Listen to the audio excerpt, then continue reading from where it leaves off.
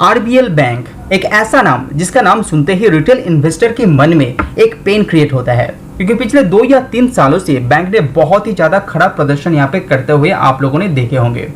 तो अगर ये शेयर आपके पास है तो वीडियो के अंदर हम लोग जानेंगे कि आरबीएल बैंक के साथ आपको करना क्या है, क्या इसको बेच दे, क्या होल्ड करे, या नया तरीके से इसको फिर से बाय करे। क्या करना चाहिए उसको जानने से पहले आपको ये जानना पड़ेगा कि आरबीएल बैंक के अंदर चल क्या रहा है। तो एक एक करके 6 पॉइंट हम लोग डिस्कस करेंगे, जिसके अंदर आपको पता चलेगा कि आरबीएल बैंक के अंदर हो क्या रहा है, जिसके साथ आप डिसीजन ले पाएंगे कि आरबीएल बैंक के साथ आपको क्या करना है। तो चलिए जान लेते हैं। तो सबसे पहले यहाँ पे जो इन्फॉर्मेशन है वो है कंपनी का एमडी और सीईओ को लेके, जो न्यूज एकदम ही क्लियर नहीं है। Market never take positive for confused और अनसिक्योर्ड न्यूज। तो इसका कोई भी खुलासा अभी तक नहीं है। अभी जो बैंक को संभाल रहा है मिस्टर राजीव आहूजा, हालांकि इनको लास्ट महीने आरबीआई के द्वारा अप्रूव किया गया है 3 महीने संभालने के लिए, लेकिन यहाँ पे बैंक के द्वारा कहा गया है, कुछ नाम यहाँ पे भेजा गया है आरबीआई बैंक को कि कुछ नाम से इसमें से सिलेक्ट करे कौन एमडी और सीईओ यहाँ पे बनेगा, लेकिन उसका कोई डिस्क्लोज मार्केट के अंदर किया नहीं गया है कि किसका नाम इसके अंदर भेजा गया है। Subscribe now and press the bell icon. तो इसके बाद यहाँ पे जो दूसरा अपडेट है उसको भी आपको नजरअंदाज करना नहीं चाहिए। कंपनी का पुराना एमडी मिस्टर बिशवर आहूजा जो कंपनी को सडनली यहाँ पे छोड़ के चला गया लीव में, तो ये एक कंपनी के ऊपर नेगेटिव इफेक्ट क्रिएट कर रहा था। इसीलिए आरबीएल बैंक के ऊपर सबसे ज्यादा प्रेशर उसी टाइम आपने देखे होंगे। हालांकि कंपनी के अंदर एनपीए के साथ साथ ये जो सीईओ के छोड़ने का जाना एक बहुत ही ज्यादा नेगेटिव सेंटीमेंट क्रिएट होता है। तो उसके बाद आरबीआई ने क्या मिस्टर योगेश के दयाल जो चीफ जनरल मैनेजर की पद में इसको नियुक्त किया गया। तो ये काम करता था पहले आरबीआई के अंदर, तो बाद में ये आरबीएल बैंक को ज्वाइन किया। तो अभी क्या होता है, आरबीआई की देखरेख में आरबीएल बैंक का कामकाज अभी चल रहा है।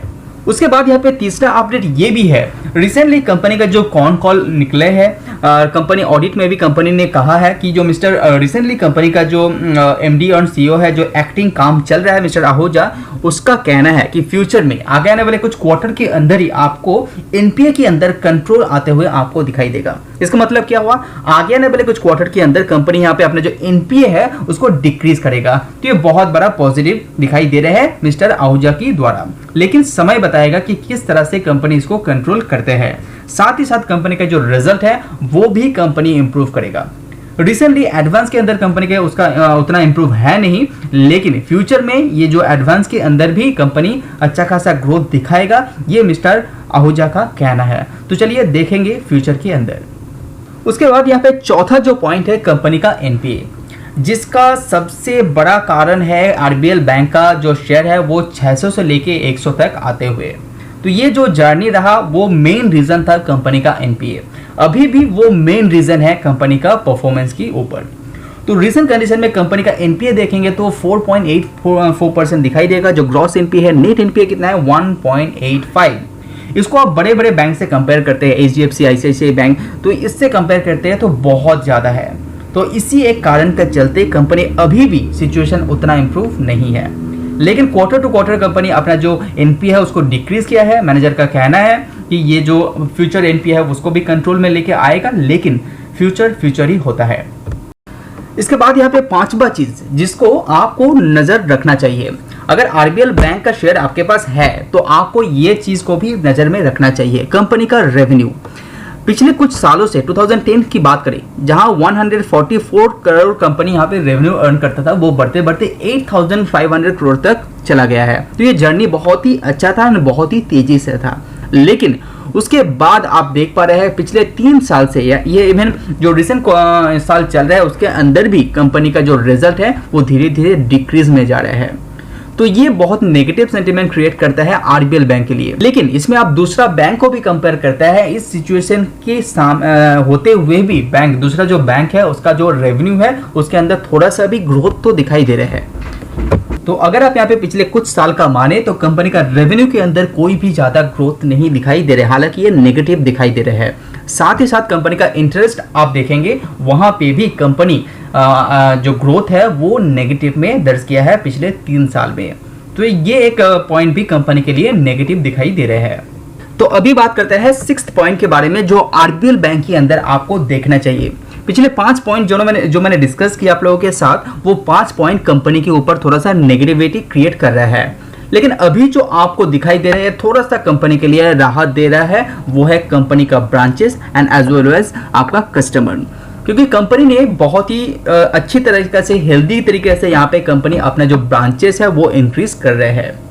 लास्ट ईयर दिसंबर तक आपने देखे होंगे कंपनी के पास 404 ब्रांचेस था और विद इन 1 ईयर यहाँ पे 59 नया ब्रांचेस कंपनी यहाँ पे ऐड कर चुके हैं। और ये जो इंक्रीजनेस है ये आपका मेट्रो के साथ साथ urban, even semi urban as well as rural का अंदर भी दिखाई दे रहा है। तो हर सेक्टर के अंदर कंपनी यहाँ पे quarter to quarter wise as well as आपका जो ईयरली बेसिस भी आप देखेंगे तो वहाँ पे ब्रांचेस के अंदर यहाँ पे इंक्रीज कंपनी कर रहे हैं। तो इसका मतलब क्या हुआ, आरबीएल अपना ब्रांचेस इंक्रीज करेगा तो कंपनी का जो रेवेन्यू ग्रोथ है वो थोड़ा सा बढ़ जाता है फ्यूचर एक्सपेक्टेशन के द्वारा। साथ ही साथ कंपनी का कस्टमर भी देखेंगे तो वहां पे भी आपको थोड़ा सा अच्छा दिखाई देगा, क्योंकि यहाँ पे लास्ट ईयर जो दिसंबर तक जो कस्टमर था वो था 9.8 मिलियन, वो बढ़ के अभी हो गया है 10.66 मिलियन दिसंबर 2021 तक।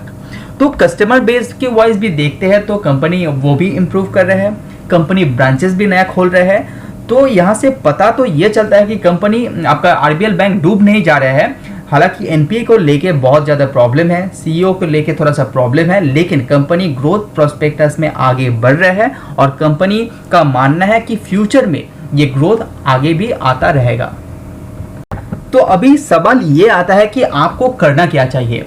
तो ये बहुत बड़ा सवाल है आरबीएल बैंक के अंदर। तो सबसे पहले आपको थोड़ा सा वेट कर देना चाहिए, क्योंकि कंपनी का क्वार्टरली रिजल्ट अच्छी तरह से रिसर्च कीजिए।